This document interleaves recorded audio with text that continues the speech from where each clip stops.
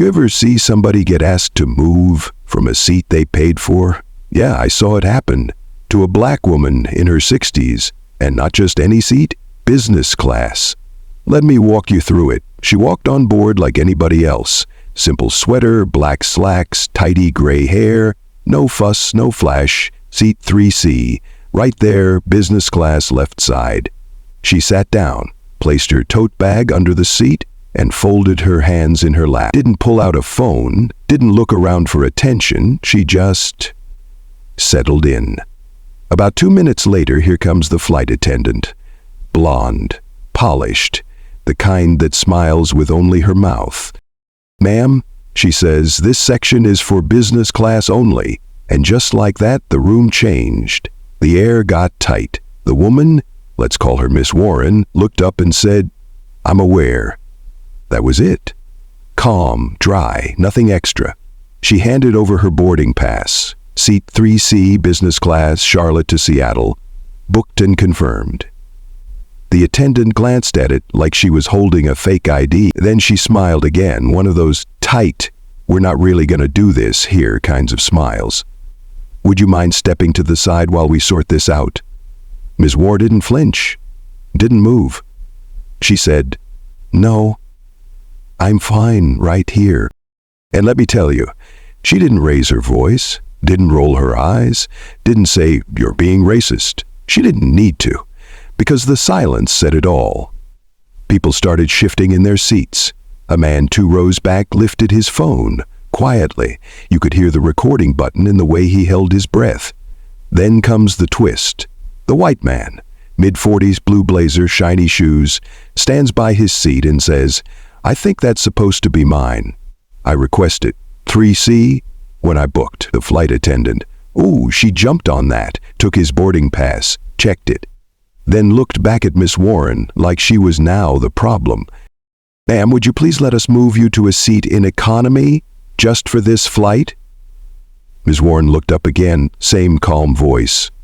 "No." That was it. No speech, no fuss, just no. The white man laughed under his breath. "I mean, come on, be reasonable." She turned to him, said one thing, "I am." He blinked, sat back. Now by this point, you could feel it. The whole cabin had that buzzing silence, the kind where everyone's pretending not to look, but everyone's watching. And then Miss Warren reached into her tote bag again, but she didn't pull out a phone. She pulled out a little leather notebook, opened it, started writing. Just like that, the flight attendant left, radioed someone, probably a supervisor, and Ms. Warren, she kept writing, page after page, like this wasn't the first time she'd had to document being underestimated. A few minutes later, a new flight attendant came by, this one older, more senior, firmer voice. "Ma'am, we're going to need you to cooperate. You're delaying boarding." And Ms. Warren didn't even look up this time. She just said, "In 15 minutes, your CEO will be calling me." The man in the blazer laughed out loud, said, "You serious?" She closed her notebook, set it down, and said nothing more. No threat, no flex, just truth. And 15 minutes later, the cabin phone rang, and everything changed. The thing is, she didn't flinch. Not when they asked, not when they stared. She just sat there, with that same calm stillness, like she'd seen this scene play out 100 times before. But then, she said something, not loud, not angry, just one sentence. "Your CEO will be calling me in 15 minutes." The words didn't land like a threat, they landed like a promise. The flight attendant blinked. The man in the blue blazer leaned forward, like he was waiting to laugh. But she didn't give him anything to laugh at. She just reached into that old leather tote again, the one everyone had judged before they judged her, and pulled out her phone. Didn't open TikTok, didn't start recording. She opened her calendar, tapped something, then she waited, didn't talk, didn't look around, she just waited. 10 minutes passed, then 12. By 13, the purser had been called to the front. The phone rang once, twice, and then it was handed to the lead attendant. She froze, nodded, and turned slowly toward seat 3C. Ms. Warren. Her voice was different now, softer, like someone who just realized they'd made a mistake they can't undo. The CEO would like a word with you. That was the moment. The man in the blue blazers sat all the way back. The woman in 2A started pretending to scroll her phone. But nobody could pretend anymore. Not when Celeste Warren stood up, took the phone and said, "This is Celeste." A pause. Then her voice lowered just enough for the row behind her to hear, "Hi, Patrick." No last name, no introduction, just Patrick, as in Patrick Delaney, CEO of Concord Air. And that's when it hit everyone on that plane. She didn't bluff. She didn't argue. She didn't protest. She made a call, and the system called her back. She didn't walk fast, didn't strut, didn't march, just walked down that narrow aisle like she'd done it 100 times before. The flight attendant led her toward the front, and you could feel it in the air, every head tilted just a little. Nobody wanted to look nosy, but baby, every single person was watching. One man whispered to his wife, "Wait, is she someone?" And the wife just whispered back, "She's not someone you move." They handed her the phone. It wasn't a cell. It was one of those cordless airline ones they only use for top-tier emergencies or high-level VIPs. She held it like she'd been handed a cup of tea. Calm, careful. Then she raised it to her ear and said, "This is Celeste Warren." Pause. Then her voice dropped. "Yes, Patrick, I'm listening." No one else could hear what the CEO was saying, but the look on her face told the whole story, and the way she closed her eyes for just a beat, you knew whatever he said it fast. He said it nervous. You know, he said it like a man realizing the whole world might hear about what happened on this plane.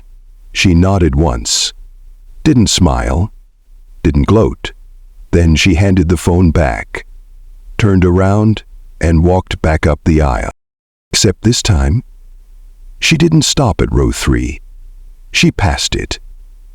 The man in the blue blazer was gone, vanished, reassigned, quietly, like someone just remembered he wasn't that important after all.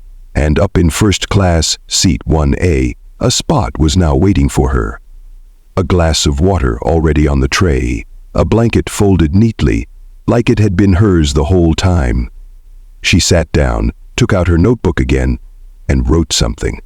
Just one sentence. Respect shouldn't require recognition. She underlined it. Once, then twice. And that's when the cabin started buzzing, quietly at first. Phones lit up, Googling, whispers behind hands. That's her. Celeste Warren, she's the biotech CEO. No, the one who spoke to Congress, the one who gave $50 million to women's colleges. She owns Signal Path, right? Girl, she built Signal Path. In the back of the plane, one of the younger flight attendants leaned in toward the galley wall. I didn't know, she whispered. I didn't know who she was. Her supervisor didn't even turn around. You didn't need to. Back in 1A, Celeste closed her notebook, pulled the blanket over her lap, and let the silence do the rest. At 31,000 feet, something strange started happening. Nobody spoke louder, nobody cried, nobody yelled, but the whole cabin got still. Like everyone realized, this wasn't just a flight anymore, this was a story. And the woman sitting in 1A, she was writing the next chapter. Celeste didn't open her phone. Not yet. She opened her notebook again, flipped past the page where she wrote, "Respect shouldn't require recognition," flipped past her notes from the CEO's call, and landed on a fresh page. Then she started to write. Structural response begins with 3 questions. Who holds the data? Who controls the outcome? And who believes they won't be held accountable? She wrote slowly. No rush. This wasn't for show. This was how she did war. In the cockpit, the captain got a quiet buzz on his screen. It didn't say problem. Didn't say security. Just a note from flight operations. VIP on board, Miss Celeste Warren. Seat 1A. CEO notified. Awaiting post-landing protocol. He read it, then read it again and said nothing. Just reached for the comm and told the crew, "We'll be adjusting descent timing by 3 minutes, no need to announce." Back in the cabin, Celeste finally unlocked her phone. No signal, she was still in airplane mode. But that didn't matter. She opened her drafts folder. Typed a new note. To Patrick Delaney, subject line, Flight 227, immediate. System review. Patrick, I'll keep this simple. 3 things need to happen in the next 48 hours. 1. Full incident report filed. 2. Equity and protocol team meets with mine. 3. No public statement until I approve language. This is not a crisis. Unless you make it one. Celeste. She didn't send it. Not yet, just saved it, and turned off the screen. Meanwhile, down in row 14, a girl with pink braids was texting in group chat. Yo, it's her, Celeste Warren, the billionaire biotech CEO. She's on my flight, and they tried to move her out of business class. One reply came in, tell me you're joking. Another, check Twitter, it's blowing up. Celeste leaned her head back. She wasn't smiling, but she wasn't quiet anymore either, because silence is different when the whole world's watching. She pulled her blanket tighter, wrote one more thing in her notebook. Don't beg for fairness in a system designed for a ratio. Rewrite the rules, quietly. Then she closed the book, folded her hands again, and waited for the ground to come closer. Somewhere in Seattle, an office phone rang 3 times. Then a woman answered. Linda Garza, Senior Operations Manager, 19 years. Nothing surprised her anymore. Until this call. Seattle Command, this is Linda. A pause. The voice on the other end was calm, corporate. This is Charles Yang, Executive Office. We have a high-profile passenger landing on Flight 227. You'll want to prepare a quiet escort at the gate. No media, no questions, no delay. Linda frowned. Name of passenger? Another pause. Then, Celeste Warren. That name changed the air. Linda didn't say, oh. She didn't need to. She just said, understood, then hung up and started typing. Meanwhile, 27 rows above the clouds, seat 1A was still. Celeste hadn't spoken in 20 minutes. She didn't need to, because now the system was whispering her name to itself.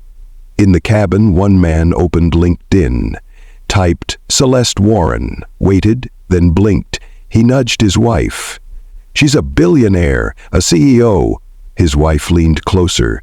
No, she's the biotech CEO, signal path, data ethics, global patents. The man looked again at seat 1A. And we tried to move her. At Concord headquarters, a Slack notification lit up a private thread. Exec Aleph. Confirmed. Passenger Celeste Warren on board Flight 227. Incident initiated by flight crew, no apology issued, CEO already contacted, preparing containment plan. One HR rep typed, "You've got to be kidding me." Another replied, "She gave the 2019 ethics keynote at Davos. She wrote the policy we use." Somewhere in the back of the plane, row 22, a young woman, Jamila, was watching the news on silent. She stared at the screen, paused the segment, leaned forward, then whispered, "That's her." She tapped her friend. "Look, she's already trending." The caption under the video read, "Business class incident sparks deeper questions about bias in air travel." In the first-class galley, the junior flight attendant looked pale. She said the CO would call. The older one nodded, folding a napkin. He did. "Who is she?" The older attendant didn't answer right away. Then she said, "She's someone who doesn't need to raise her voice to ruin your whole day." Back in 1A, Celeste opened her notebook again. A new page. New heading, Live Record, Flight 227. She began to write. 12:34 p.m. boarding complete. 12:37 p.m. approached by flight attendant. Seat questioned. 12:40 p.m. asked to move without cause. 12:42 p.m. executive call. 1:15 p.m. online escalation begins. 1:29 p.m. internal alert system engaged. She paused, tapped her pen, then wrote, "Systems recognize power, not protest." Then, "Silence has an echo. It moves faster when backed by data." She closed the notebook, placed it in her lap, and looked out the window again. Below her, clouds still soft and silent. Above her, everything was moving, just not loud. Not yet. The landing gear hadn't even dropped yet, but things on the ground were already moving. Inside Concorde's Seattle terminal, a junior associate ran toward gate B7. He wasn't even sure what he was running for, only that he'd just heard Celeste Warren was on that flight and that somebody up top had messed up. He reached the gate, breathless, and found Linda Garza already there, clipboard in hand, lips tight like she'd been preparing for war. "Where's your badge?" she asked him. He showed it. "Good," she said. "You're not talking to press. You're not looking at cameras. You're going to stand there, nod when she steps off, and say nothing." "Should I apologize?" Linda looked at him hard. "No. She's not here for your apology. She's here for your attention." Back in the sky, seat 1A was still a world apart. Celeste hadn't moved in 15 minutes. No water, no phone, no new notes. But you could feel something shifting around her, like gravity was starting to bend inward. Row 1, row 2, even row 4. They weren't whispering anymore. They weren't even pretending not to look. They were just watching, waiting, wondering how someone could sit so still and shake a whole company. 2 rows behind, a woman in a pantsuit leaned toward her husband. "You realize," she whispered, "if she files something, this becomes a case study." He blinked. "A lawsuit?" She shook her head. "No, worse, a case study. This ends up in Harvard, in HR training, in corporate law classes, in TikTok think pieces." She looked toward 1A. "She just rewrote how this airline defines risk." In the cockpit, the co-pilot exhaled slowly. His captain, a man who'd flown through lightning over Iceland, was silent. On the screen in front of them, a new flag had appeared. Executive Oversight Level 2. Passenger, Celeste Warren. Action. Prepared response on arrival. The captain didn't say much, just murmured, "Someone in business messed up today."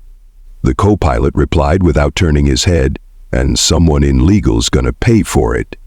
Back in the cabin, a young black woman, maybe late 20s, tapped open her group chat again. Her fingers shook, just a little. She typed, "She's sitting right there, not even speaking, but I swear, the entire flight feels like it belongs to her now." Her friend replied, "Take a pic?" She didn't.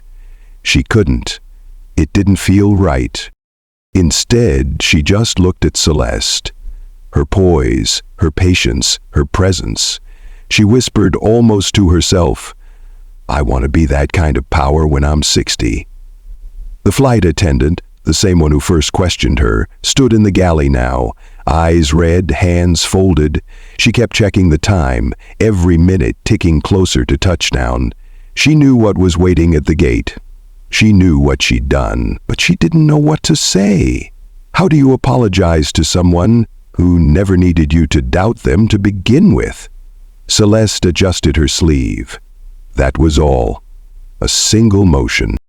But somehow it said, "I've been here before."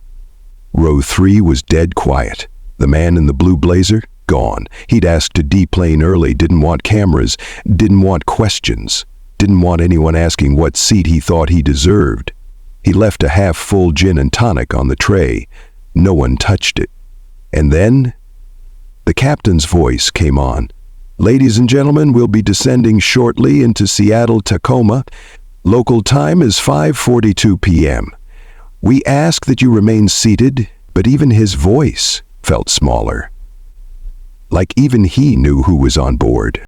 Like even gravity would land more gently today. Celeste reached for her bag, didn't unzip it yet. She just rested her hand on it, like she was about to pull out more than a wallet or keys. Like she carried more than belongings.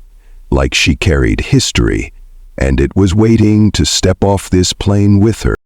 The wheels hit the ground, but the real landing happened 3 seconds later, when the engines exhaled and every passenger exhaled with them. Except one. Celeste didn't move. She kept her hand on her bag, her spine straight, her chin high. Like the world hadn't just tried her and failed, but like it had quietly learned something. In the terminal, Gate B7 had transformed. No media, no crowds, just silence, tension, and a line of airport staff suddenly standing straighter than they had in years. Linda Garza stood front and center, her badge now clipped exactly level, hair retucked, clipboard still in hand. Behind her, 2 executives from corporate, one in HR, one in comms. Neither had flown commercial in a decade. Now here they were, shifting uncomfortably next to gate agents who'd seen more sunrises than they had meetings. Waiting, because the moment was landing. On the plane, the chime rang, seatbelt signs off, the first-class curtain unlatched. But nobody stood, not a single person. They were all waiting, waiting to see what Celeste would do.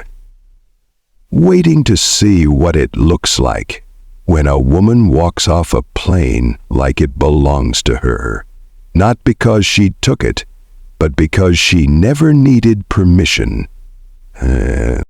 She stood up slowly, no rush, no smirk, no anger, just a woman gathering what she came with and leaving with a little more weight in the air. She reached up, took down her tote, clasped her notebook to her chest, then turned, faced the aisle, and walked. Row 2 nodded at her, row 3 lowered their eyes, row 5 sat up straighter, and all the way in row 22, that girl with the pink braids, she mouthed, "Thank you." As Celeste stepped into the jet bridge, the air changed again, colder, stiller. She knew who was waiting. She knew this walk. Not this gate, not this day, but this walk where systems try to repair what they tried to erase. Linda Garza stepped forward first, cleared her throat. "Ms. Warren," she said, "welcome to Seattle.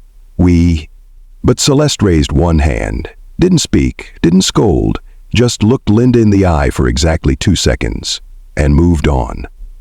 The 2 executives flinched. One extended his hand. Celeste walked right past it, didn't push, didn't rush, just walked. Behind her, the crew stood silently. Nobody said thank you for flying. Nobody offered a smile. They just stood like they'd witnessed something sacred and knew better than to interrupt it. Outside the gate, her driver stood beside a black sedan, door already open. He bowed slightly, more instinct than training. Celeste paused, looked back once, saw the faces behind the glass, the eyes, the questions, the guilt, the awe. And then she got in the car. The door closed, the world outside muffled, and for the first time in hours, Celeste let out a quiet breath.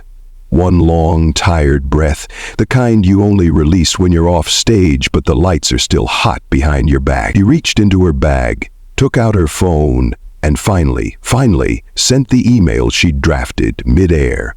Subject line, Flight 227, we're not done. He started with a tone, not a siren, not an alarm, just the soft ding of an email that arrived in 9 inboxes at once.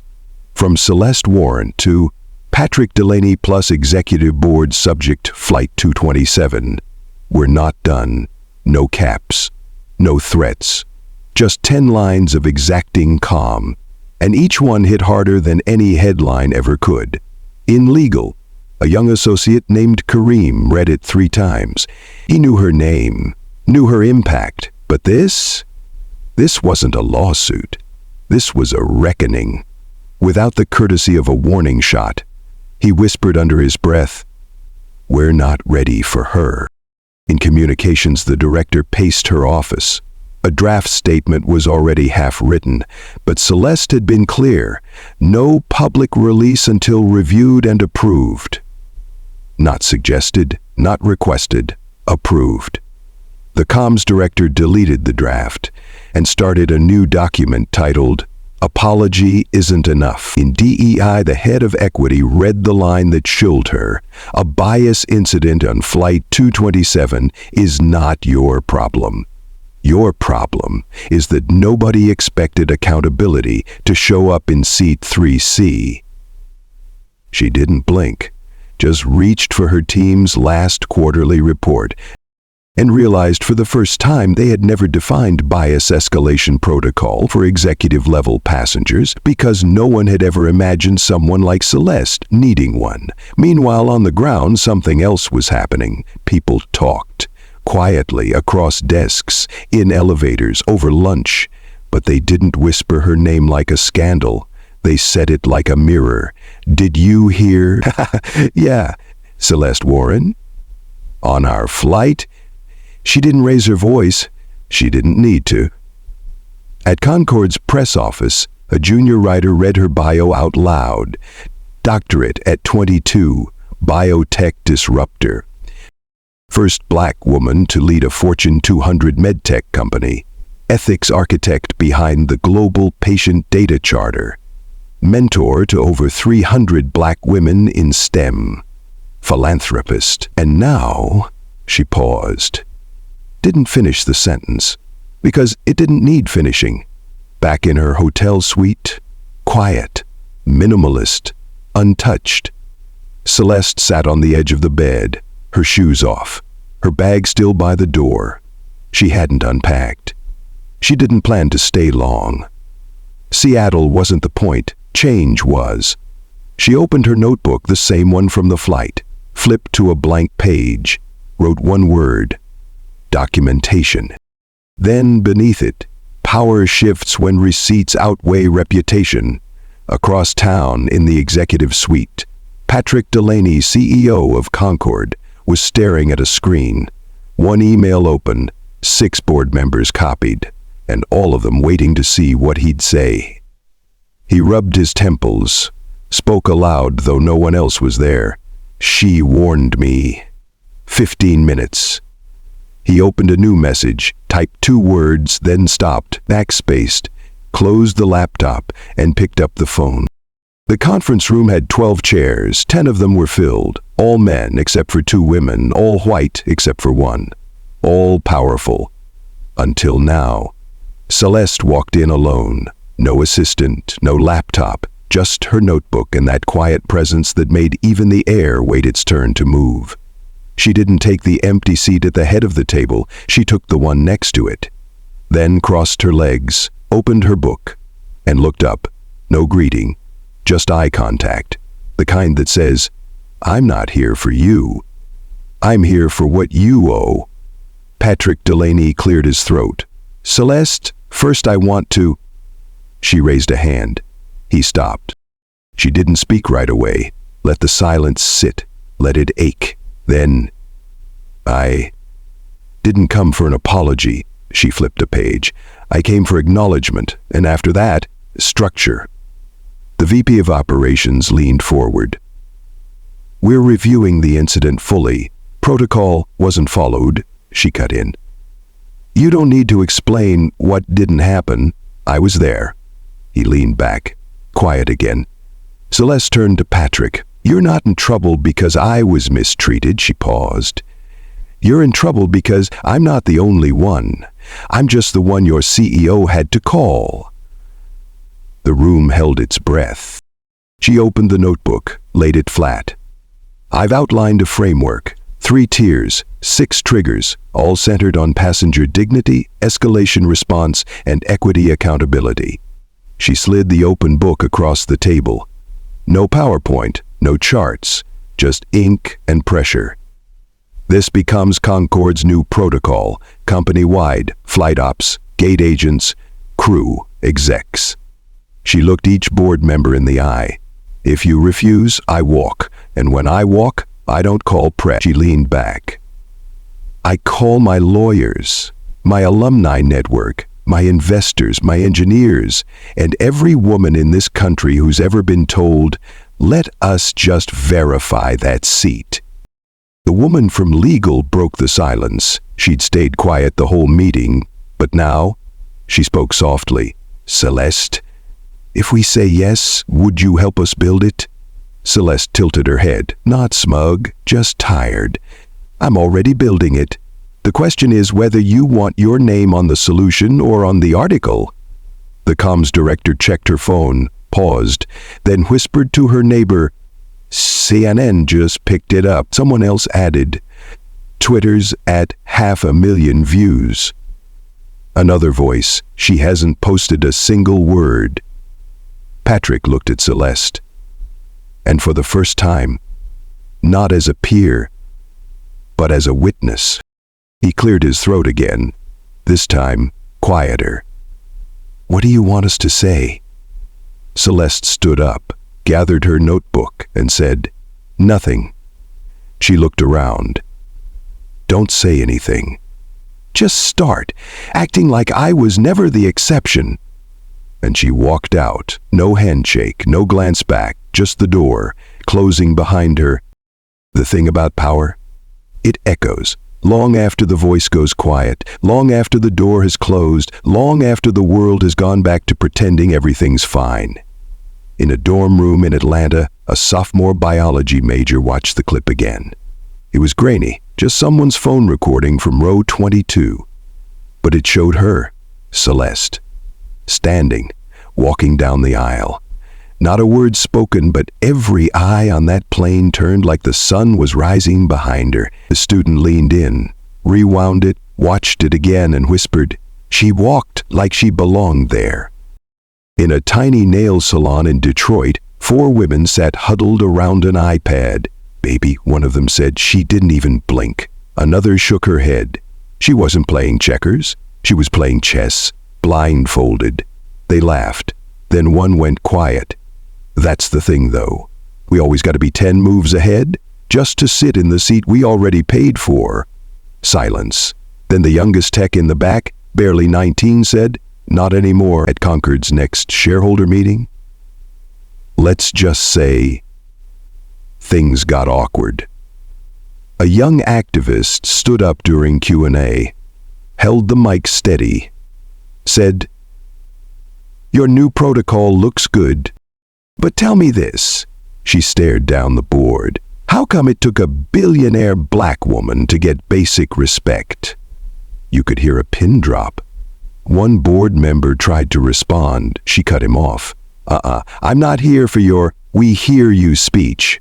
I'm here to make sure you never forget what it sounded like when she didn't say a word and still made the whole room listen. And on a stage in New York months later, Celeste stood behind a podium, no flash, no gold lights, just her, simple earrings, notebook in hand, and a room full of women waiting. She looked out, smiled, then said, Some people say the squeaky wheel gets the grease. Pause. But sometimes, the quiet one, the one you tried to roll over, she's the whole damn engine. The crowd stood. They didn't cheer loud. They didn't scream. They rose slowly, tears in some eyes, spines straighter than before. Because this wasn't just a speech. This was a reminder that when the system forgets your worth, you don't shout, you document, you redirect, you redefine. And when the world asks who you are, you don't explain. You just show up and let the room adjust. Months passed, then seasons. But some moments don't leave with the weather. At Gate B7, a new agent stood behind the counter, a black woman in her 40s, sharp eyes and no-nonsense voice. When a young trainee asked why she always said welcome back, even to first-time flyers, she smiled. Because we never know who's walking in. Could be someone who's already earned that seat, even if the system forgot. In a small school library in Baton Rouge, a 12-year-old girl picked up a book titled The Women Who Made Systems Blink, Chapter 3. Celeste Warren. The girl turned the page, stopped, and whispered to herself. She made them change the rules without yelling. Then she looked up and sat a little taller in her chair. At an aviation summit in San Diego, a VP from another airline stood up during a panel. She adjusted her mic, then said, "We don't use the phrase VIP exception anymore. We use human dignity protocol." Someone from the back asked why the change. She replied, "Because Celeste Warren didn't break our system. She showed us where it was already broken, and Celeste, she never made a speech about it, never gave interviews. She let the world argue with itself. She had other work to do, young founders to mentor, policies to refine, a new startup on patient-owned data to launch. But on a quiet morning, weeks after it all, she sat on her back porch, mug in hand, notebook in lap. Sunlight hit the corner of the page, and she wrote, "They tried to make me choose dignity or silence. I chose neither. I chose the system itself." She put the pen down and smiled, not because she won, but because the rules were different now. Because somewhere, someone younger, someone watching, someone waiting, now knew what it looked like to walk out of a plane with nothing but calm and change everything. Legacy isn't noise, it's echo, the kind that stays even after the applause fades, even after the lights turn off, the kind that reminds you you were never too quiet, the room was just too loud. You know, what stays with me the most about Celeste Warren isn't the moment she stood up on that plane, it's the moments she didn't. The moment she didn't raise her voice, didn't demand the spotlight, didn't ask for permission to exist in that seat. She simply was. And that, for some people, is the loudest act of defiance. Celeste Warren didn't just change policy, she changed posture. She showed us we don't need to shout to shift the ground. Sometimes we just need to stand, in full, in stillness, in knowing. If you made it this far, thank you for listening. I hope you carry this story with you into your next meeting, your next flight, your next decision not to shrink. Tell me in the comments, what part of Celeste's story stayed with you the most? And if this story stirred something in you, like it did in me, don't forget to like, share it with another sister, and hit that subscribe button, because we've got more stories like this coming, and trust me, you won't want to miss what's next.